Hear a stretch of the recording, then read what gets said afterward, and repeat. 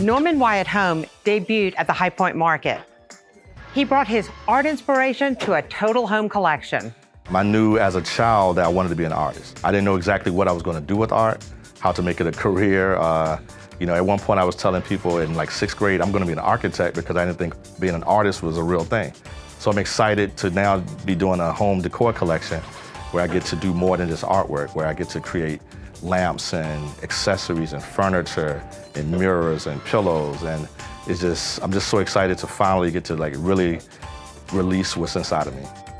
Let's talk about the different types of collections you did. You said you did coastal and glam. Talk with me about each of those collections. What I was trying to do with the coastal collection is create something very unique, something different that's unexpected and has an artistic flair, but also has, the elements that the typical coastal home would need. So the coastal colors, the blues, the whites, some of the grays, the driftwood textures.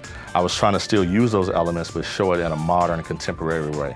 So for glam, I was just thinking of, opulent lifestyle, or just, pretty much a night on the town. So black, gold, whites, just thinking of dressing up with the family and going out. So I tried to pull those same elements without being too sparkly and too bright and too, shiny, but still have that overall element of, a night out. The third collection is Rustic and Earthy.